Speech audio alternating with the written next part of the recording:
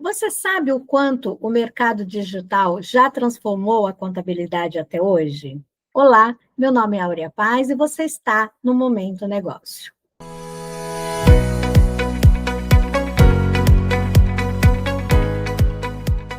Bom, no vídeo de hoje eu vou mostrar para vocês como é que foi o início da minha carreira dentro da contabilidade, incluindo, obviamente, a parte digital, que cresceu muito ao longo desses anos e continua crescendo.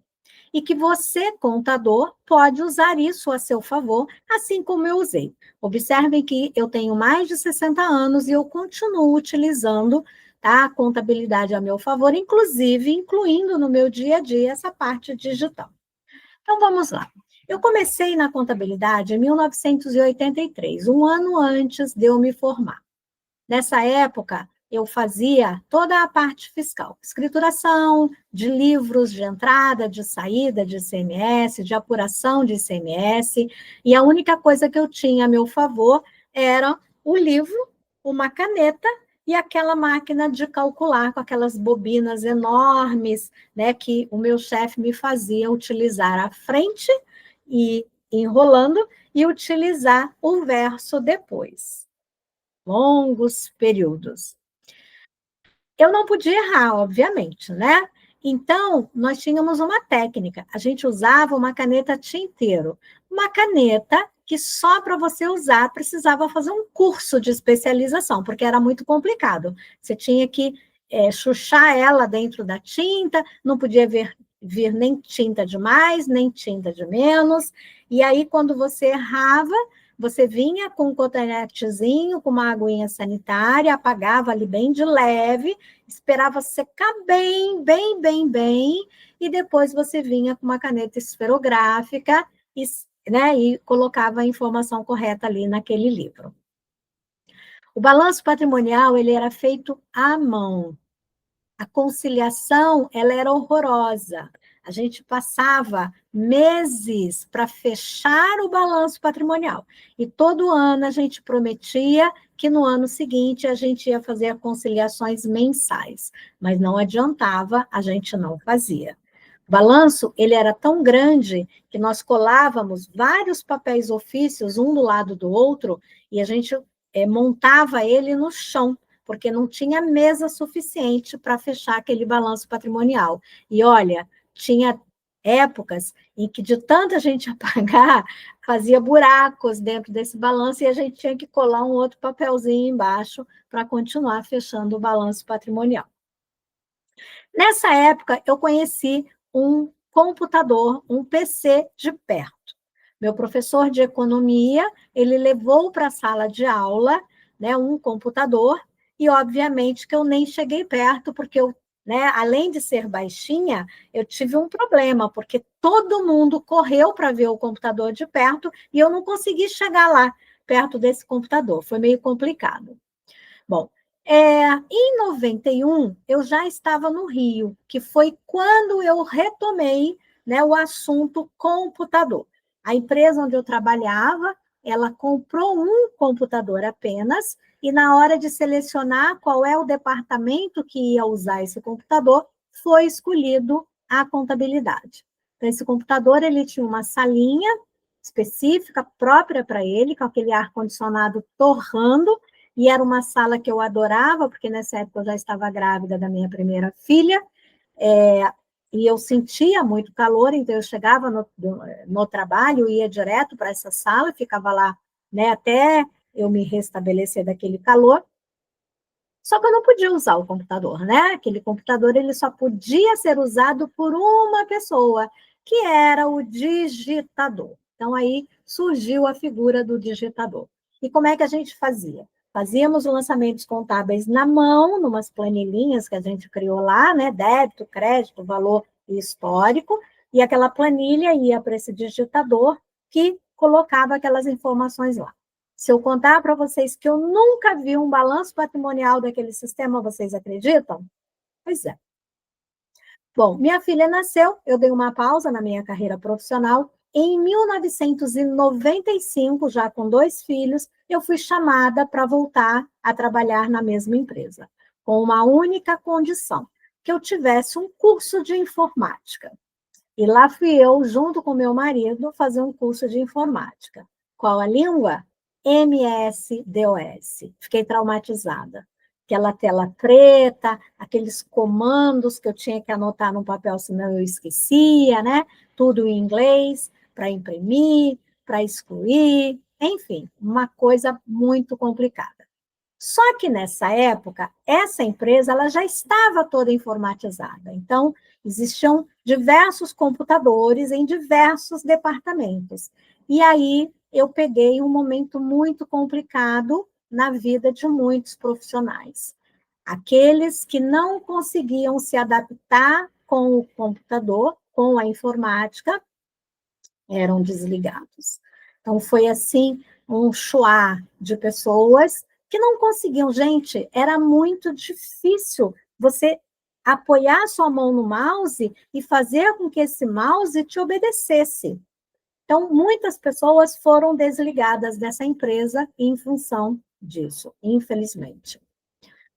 Bom, em 91, mais ou menos, a declaração do imposto de renda à pessoa física passou a ser entregue em disquete. Isso significa que nós já tínhamos um programa, né, onde essa declaração ela era feita. Então, a gente gerava a declaração, colocava, salvava dentro de um disquete, e a gente ia lá na Receita Federal, ela importava aquela informação para o sistema dela e a gente voltava com o disquete na mão. Porém, eu só comecei a usar esse programa em 97, tá? Nessa época, a gente precisava de um programa suporte, que era o ReceitaNet, então você tinha que ter o programa da declaração, o programa ReceitaNet, que juntos faziam, né, com que essa declaração ela fosse enviada. Então, a gente já não entregava mais o disquete, ele já era enviado de forma online. Então, a informática estava crescendo, né, dentro da contabilidade.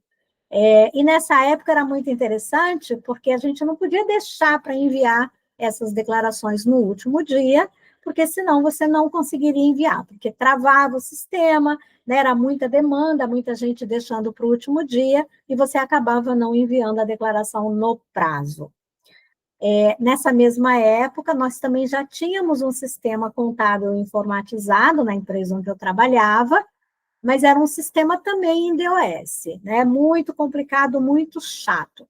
Então, eu peguei também essa transição entre DOS para o Windows, né? Que deixou as coisas muito melhores. Em 2000, eu já estava com o meu escritório e a internet chegou de vez. Até então, a gente usava fax e disquetes, né? A forma como a gente enviava, né, as guias para os clientes pagar, ou era através de um office boy, ou a gente enviava por fax mesmo. Nessa época, eu comecei a utilizar o sistema Sintegra para aquelas empresas que trabalhavam com o comércio interestadual de mercadorias. Eu me lembro que eu também gerava o programa Sintegra num disquete, e ali na inspetoria da Maxwell, deixava essa informação lá. O meu escritório já tinha um sistema informatizado, era o Nasajon, mas era um sistema pesado, a gente não conseguia abrir fiscal e contábil ao mesmo tempo, ou fiscal e o departamento pessoal ao mesmo tempo, e aí a gente optou por fazer uma troca, foi quando nós conhecemos o Alterdata. E em 2000, também uma outra revolução, o CEFIP. Até então, a gente digitava as informações de fundo de garantia naquelas folhas enormes, naquelas máquinas de escrever, e aí passou-se a ser feito de forma informatizada. E foi um inferno, porque a Caixa Econômica Federal, ela exigia que a gente levasse as informações da empresa também num disquete, com um requerimento que deveria ser assinado de forma presencial pelo sócio da empresa.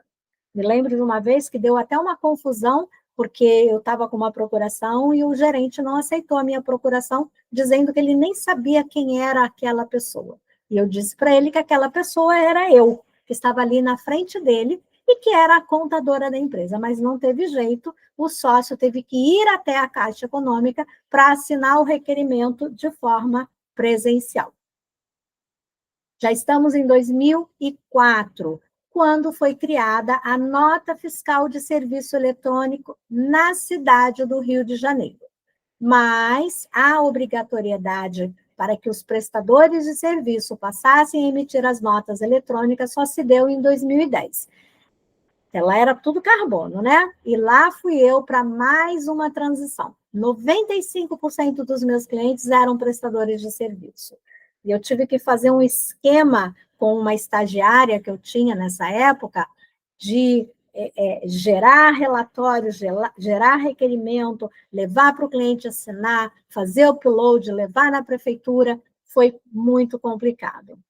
E em 2011, foi a migração dos clientes, dos contribuintes de ICMS para a nota fiscal eletrônica. Nessa época, eu já estava exausta de tanta transição e eu passei a bola para o meu marido, até porque só para você configurar uma nota fiscal de venda era muita informação que você tinha que colocar, eu não tinha estrutura física mais para fazer isso. Nessa época, os livros fiscais e comerciais, eles já eram informatizados, né? Então, a gente lançava tudo no sistema, gerava esses livros, só que nós tínhamos que imprimir, encadernar, registrar, guardar.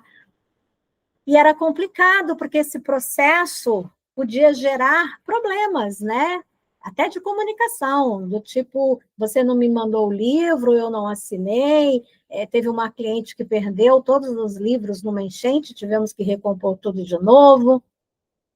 Para você gerar os livros fiscais do ICMS, você precisava de autorização. Quando a gente fala de autorização, significa ir na inspetoria, conversar com o inspetor, levar documentos, levar livros, levar certidões, conversar, dialogar, resolver. Isso demandava muito tempo. E dependendo da pessoa que te atendia, podia levar até um pouco mais de tempo, né? Bom, nessa época nós já tínhamos integração entre sistemas, nós já tínhamos certificação digital e as obrigações acessórias eram TCTF, DIPJ, GIA, DACOM, DIRF, que nos acompanhou até agora. Em 2020, nós consolidamos a transformação digital dentro da contabilidade, mas lembrando, né, que tem sempre um gap entre o lançamento da obrigação e a obrigatoriedade das pequenas empresas. Como a gente trabalha com varejo, essas pequenas empresas eram sempre as últimas, né, dentro aí desse processo, a implementar ou a ser obrigada a implementar essas novas obrigações. E aí eu tenho um resuminho aqui para vocês, né? Antes da era digital até 1980. Nos anos 90, nós temos os primeiros softwares e disquetes. Em 2000, a internet chega de vez. Em 2010, nós temos a certificação digital e a integração entre sistemas. E em 2020, nós temos a consolidação e a transformação digital. E aí, o que o futuro nos promete, né? A automação total da escrituração e o cruzamento de dados em tempo real. E o mais importante, a expansão da contabilidade consultiva. E aí eu pergunto, vocês acham mesmo que a contabilidade vai acabar? Eu só vejo oportunidades. Vou citar 3. Estabilidade da profissão. A carreira contábil ela é bastante estável. A taxa de empregabilidade beira a 93,8%. Nós temos mais de 532 mil profissionais registrados no Brasil. Só em São Paulo, são mais de 154 mil. No Rio, mais de 54 mil. Eu vejo expansão de oportunidades. De janeiro a agosto de 2024, as vagas na área contábil cresceram 18,7% em comparação com o ano anterior. E eu vejo uma percepção tecnológica do setor. Mais de 62,8% dos contadores acreditam que essa transformação digital não tem mais volta. Então, não adianta ficar esperando, né? Bom, estimativas apontam um aumento de 25% na demanda para contadores nas áreas de compliance, auditoria de dados e consultoria fiscal. Não é para menos, né? E olha que interessante, uma coisa que na minha época não existia e que se fosse hoje, né, eu não precisaria fazer uma transição tão drástica na minha carreira quando eu me mudei para o Rio de Janeiro. 63,6% dos contadores atendem em nível estadual, qualquer município do Rio de Janeiro. 19,9% atendem em nível nacional, qualquer estado. E 1,75% atendem internacionalmente. Esses números podem aumentar. Eu tenho certeza que esses números vão aumentar. O marketing digital, ele deixou de ser uma opção e hoje ele é uma necessidade para a sobrevivência. Ele é uma necessidade para o crescimento. Mas a gente tem que tomar muito cuidado. Apesar da presença online, falta ainda estrutura. Muitos contadores, eles até conseguem visibilidade, mas eles não conseguem converter essa visibilidade em contratos reais. Isso é um problema. No mapa de empresas do governo federal, cerca de 20 mil escritórios fecharam as suas portas nos últimos 2 anos. Por quê? Porque eles ainda dependem de uma adaptação digital e estratégica que eles não têm, que eles não querem, ou que eles não acham que são importantes. E por que é que o mercado digital ele está crescendo hoje para nós contadores? Primeiro, o perfil do nosso cliente mudou. Eu já percebi, tá, desde os anos 2000, essa mudança que foi acontecendo ao longo dos anos. Hoje, eles querem mais agilidade, eles querem mais praticidade. E outra, esse novo formato digital, ele reduziu os custos. Quantos escritórios hoje atendem dentro de casa? Apesar que eu também já atendi dentro de casa, tá? Não era digital, eu ainda tinha que sair da minha casa para atender clientes, para levar documentos, para conversar, para fazer reuniões, né? Mas isso custava, isso era oneroso. Hoje não é mais. Hoje você faz reuniões de forma virtual, hoje você envia documentos, tá, através do WhatsApp, através de e-mails. Então, o crescimento de serviços aumentou com essa redução de custos. Isso é muito importante e tem que ser levado em consideração. E outra, o crescimento do empreendedorismo digital. Eu fico aqui pensando, quem é que orienta todos esses blogueiros que estão nessas plataformas TikTok, que estão no YouTube ganhando dinheiro? Quem? Olha o nicho que nós temos. Fora isso, tem o e-comércio, tem os infoprodutores, tudo isso são oportunidades de negócio. E além do aumento da procura pela contabilidade consultiva. Muitas pessoas querem entender, muitas pessoas. Quais são as oportunidades de crescimento que eu vejo? Então, eu vejo, por exemplo, o aumento da contabilidade consultiva e gerencial. As empresas, elas querem informações estratégicas, elas não querem um contador, elas querem um parceiro de negócios. Planejamento tributário, com redução legal da carga tributária para otimizar impostos, ainda mais agora que a gente vai iniciar uma transição tributária. Eu vejo um aumento, um crescimento na consultoria financeira empresarial. Muitos empresários ainda têm problemas com capital de giro, com fluxo de caixa, com orçamento. Nós precisamos auxiliar esses empresários. Eu vejo problemas ainda na área de departamento pessoal e gestão trabalhista. Nós podemos auxiliar na diminuição desse passivo trabalhista, explicar mais sobre essa legislação, orientar em contratações, em terceirização, em benefícios.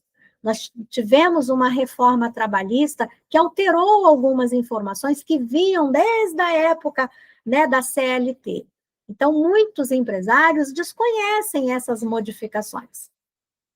Eu vejo oportunidade na contabilidade sustentável. Muitas empresas precisam de relatórios socioambientais, e ela precisa de um profissional que forneça esses relatórios. E eu vejo um aumento na tecnologia e inovação, né? Onde você contador, você pode automatizar suas rotinas para ganhar tempo, para gerar mais valor, né? Para gerar mais tempo para que você consiga novos contratos, né? E novas oportunidades de negócio. Eu vejo as startups, né? E as economias digitais, novamente, existem diversas plataformas, né, de marketplaces, existem os influenciadores, existem aplicativos que precisam de contadores. E a educação e produção de conteúdo, eu gostava muito de fazer isso no meu escritório, só que na época era tudo de forma, através de e-mails, né? Mas eu tinha o hábito de ler a legislação, de transformar aquilo em informação útil, em mandar e-mail para os meus clientes informando das novidades, das mudanças, daquilo que eu precisava deles, daquilo que eu podia estar ali orientando. Eu vendia o meu serviço explicando, educando, né, criando valor no meu serviço. Eu não enviava só, né, uma guia para ele pagar, eu explicava por que ele estava pagando aquilo. Isso é muito importante. Mas eu vejo 3 grandes desafios. Primeiro, a necessidade da atualização constante. Com isso, eu vejo um aumento da concorrência online. E a adaptação, né? Então, adaptar a sua gestão estratégica, a sua comunicação, ainda é um grande desafio para alguns contadores. E aí, o que eu digo? Não tenha medo da tecnologia, se posicione, né? Vá com medo mesmo, né? Na dúvida, vá com medo mesmo, porque o futuro é esse, ele não volta mais, ele não vai mudar, ele não vai mais voltar atrás. Ou você se adapta, ou você morre. E aí, gostou da transformação que a contabilidade sofreu? Quer que eu monte para você uma linha do tempo sobre essa evolução digital? Deixa aqui nos comentários que eu envio para você. Eu deixei lá no blog do meu site, aureapaz.com.br, 3 artigos. Primeiro, a evolução da informatização na contabilidade. Segundo, o histórico da informatização das obrigações acessórias no Brasil. E terceiro, oportunidades no mercado de trabalho contábil. Finalizo por aqui. Um beijo e até o próximo vídeo. Foi um prazer compartilhar este momento com você. Que esse conteúdo seja um aliado nas suas decisões daqui para frente, conectando números, ideias e resultados. Aqui você aprende, aplica e transforma. Te espero no próximo episódio do Momento Negócio.